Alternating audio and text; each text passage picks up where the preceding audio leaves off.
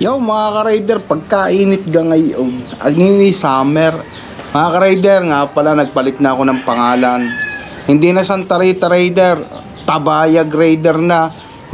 Yan ang kauna-unahang pangalan na naisip ko para sa channel ko noon. Nakailang beses na ako nagpalit. At hindi ko talaga maitago ang pagkabatanggenyo ko. Alam ganin nyo, ang Tabayag, yan ay upo. Upo, ang tawag ng mga taga Manila ay upo. At sa kantang Bahay Kubo, tanging Tabayag laang ang naiiba. Dahil kumbaga, kantahin yung Bahay Kubo, paltan nyo yung upo, gawin yung Tabayag, ay di yun ang Tabayag. Ngayon mga ka-rider, meron tayong ginto gin. Ngayon man nag-request sa akin, sabi sa akin, Kuya Rider, reviewin mo naman ang ginto. Dahil marami nagsasabing masarap ang ginto. Ngayon, ari sa tunay, ari natikman ko na at ako'y may nakakilala, hindi mo nakakilala, nasaksihan ng mga bumili na ginto, mga babae pa naman. At ito'y mabenta sa mga babae. Ang tanong, arigangang ginto ay karapat dapat na tawagin ginto. Kumbaga ginto, ay di ginto nga. Ang kalaban na rin stainless, di hinebra. Ay pero sa palagay ko mga ka-rider, kapos. Sinasabi ko sa'yo, kapos. Kumbaga sa salitang atin nagsaing ka ngunit kulang. Kaya huwag kayong alis at ating kakaliskisan ang ginto.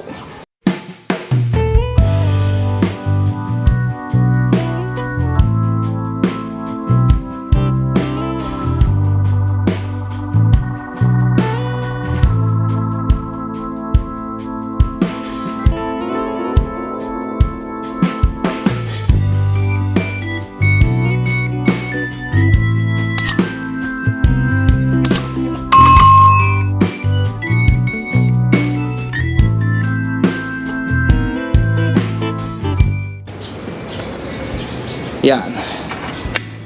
Alam ka ninyo mga ka-rider, yan, pasok tayo. Ang ginto ay gin, barrel aged gin. Nung una ko itong reviewin ay ginto versus hinebra. Nga pala, pagka gusto nyong panoodin yung mga alak review ko, i-type nyo lang alak review, o kaya meron akong folder na ginawa na nando doon lahat ng mga alak review ko. Andun din yung lumang video at saka yung adventure ko, mga Raiders Adventure. Ano nga? Pero sa alak muna tayo, ginto. Alam ko ninyo mga ka-raider, ito'y gin.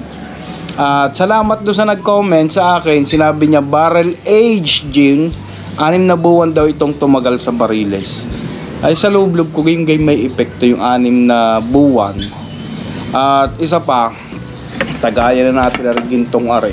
Init pero masarap na lahat, may hangin. Kaunti lang ang amoy kilikili. Kilikili na. Alcohol, alam ganin nyo tayo. Gin. Ang gin, yan ay gawa sa juniper berries. At pagkatapos dumaan ng lutuan ng alak, yung distill, yan ay diretso na sa bote. Yan ay bibihira yung ini-age gaya ng whiskey. Ang tanong, Kuya Rider, kung ginainom ng gin, ako'y sa tunay ay napakarami kong nainom na gin. Nung ako'y bata pa, hinebra. Tapos may natikman akong masasarap na gin, mga London Dry Gin. Yan ay Tanqueray. Yung Bombay Sapphire, meron akong miniature ng Bombay Sapphire. Ay di, balang araw, pag tayo meron pagkakataon, reviewin natin Bombay Sapphire. Pero pag pinag-usapan kasi gin, ang gin kasi ay may tapang at may sarap. Mahirap ipaliwanag pero yung lasa ng gin ay synthetic.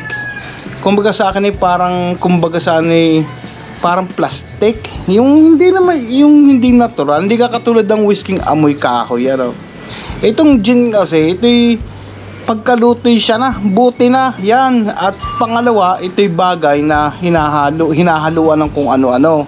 Ay hindi naman ako naghahalo mga ka-rider. Sa akin ang alak, mas gusto ko yung puro. Kung baka matikman mo yung puro. Ngayon, bakit ko sinabing itong ginto, kanila'y kapos, itong ginto gin. Kapos dahil ito ay ilang porsyento laang. 36% alcohol by volume. Ang presyo nito ay nakakaparehas ng Ginebra San Miguel na 4 kantos. Ay ang 4 kantos na may 40% alcohol, ito'y 36%. Ay di kulang. Kumbaga garni na lang kung kayo iinom. Kung kayo iinom, kumbaga sa halip na pag uminom kayo ng ginto, para kayo uminom ng Pepsi, hindi Coke. Yun.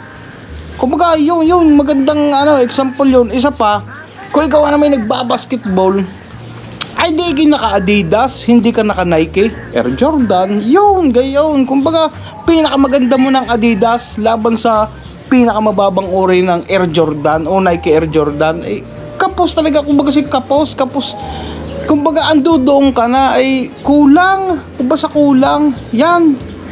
Kumbaga sa birthdayhan, ang ginto dyan ay pansit, hindi spaghetti. Yung spaghetting malaman, yun.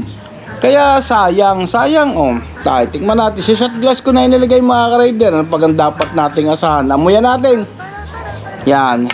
Ang amoy nito, tututuhanin ko kayo ha, doon sa mga hindi inabot ang karanasan ko, Aladdin. Yung panggatong ng Aladdin, panggatong na lang parang binubumbang, yan, yung gayaan, yung alcohol na yon. At saka isa pa,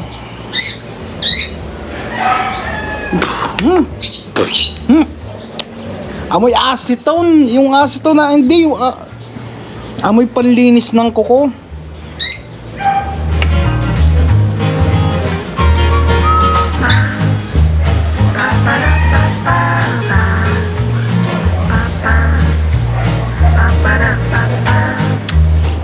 Alam galing nyo, dahil 36% dumampi na sa aking dila, ang nalalasahan ko ay yung sama ng lasa.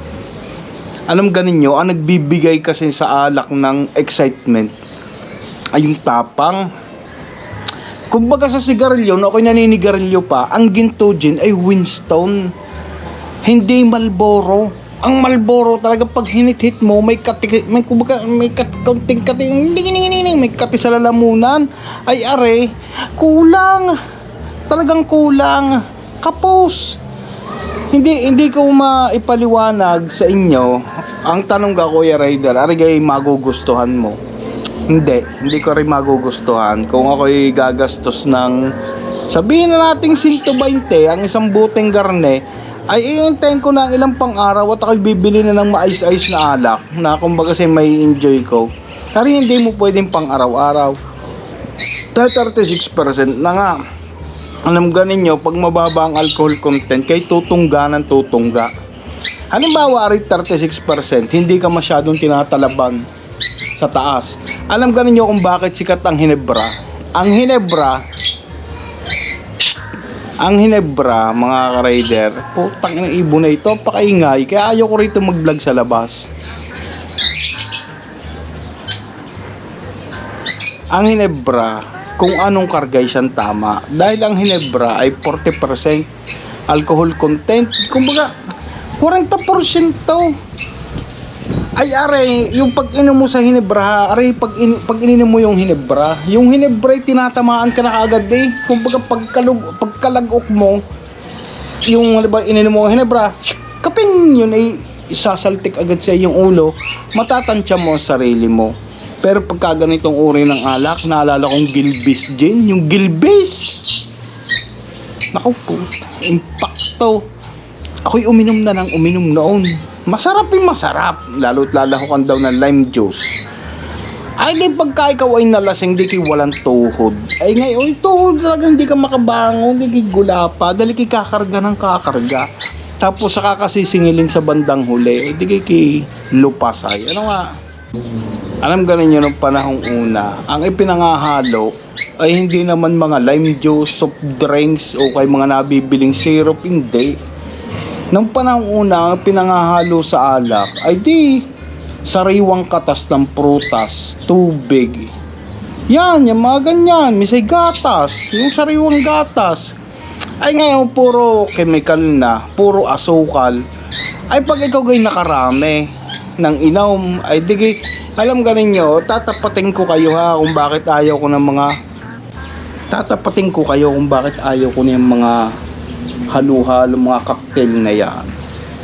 Dahil alam ganin nyo, napakaraming beses ako nakakita na pagka nalasing ay napakasakit ng ulo daw at masama ang lasa at masakit ang tiyan. Yan ay naranasan ko na rin. Ako'y uminom minsan ng cocktail. Ay iba, napakasakit sa ulo. Hindi katulad ng whiskey na puro na masarap sa katawan, parang buhay ang dugo. Kaya napakadami din ng babae magiinom, tapos gin, tapos hahaluan ako ano-ano. Paggising, alam ganin nyo, paggising, okay lang nasabog ang suka, okay lang nasabog ang ihi.